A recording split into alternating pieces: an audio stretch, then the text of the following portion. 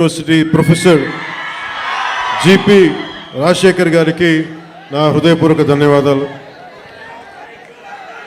అలాగే commissioner of police Visakhapatnam Shri Shanka Bakshi గారికి, Shri Harendra Prasad collector district magistrate Visakhapatnam, Shrimati Ajitha Vejandla DCP 1 DCP గారికి, మీడియా మిత్రులకి, పోలీస్ డిపార్ట్మెంట్లో ఉన్న ప్రతి ఒక్క మా కానిస్టేబుల్ సోదరులకి, మా ఎస్ఐఎల్కి, మా సిఏ ఆఫీసర్స్కి, డిఎస్పీలకి, ప్రతి ఒక్కరికి నా హృదయపూర్వక నమస్కారం.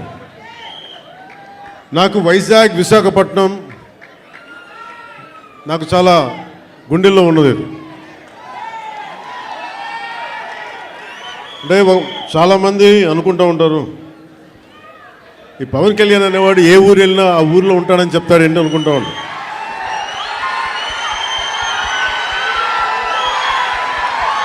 సత్యానంద్ గారు,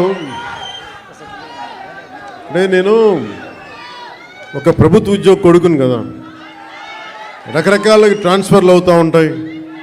ఇందాక సత్యానంద్ గారు చెప్పినట్టుగా నాకు విశాఖపట్నం తోటి నాకు పరిచయం ఏంటి అంటే, నాకు ఈరోజుకి గుర్తులేదు. 92లో నన్ను పిలిచారండి. 92 సత్యానంద్ గారు. అంటే నేను ఏమవ్వాలి అనుకునే పరిస్థితుల్లో చిరంజీవి గారు నన్ను, వీడు ఇంట్లో ఉండి పాడైపోతున్నాడు, ఇంట్లోంచి బయటికి వెళ్ళేవాడు కాదు. ఒక 16 ఏళ్ళ అమ్మాయిని ఎలా పిలుస్తారు ఇంట్లోంచి బయటికి వెళ్ళకుండా, నన్ను ఇంట్లో పెట్టేసేవాడు. నాకు వెళ్ళాలంటే ఇట్లా ఉండేవాడిని కదా. అప్పుడు అలాంటి నన్ను తీసుకెళ్ళి వీడికి ఏదో ఒకటి ఇంట్లోంచి పడేస్తే తప్ప వీడు ఏదో నేర్చుకోవడం చెప్పి ఆయన పిలిచి నన్ను విశాఖపట్నం పంపించారు.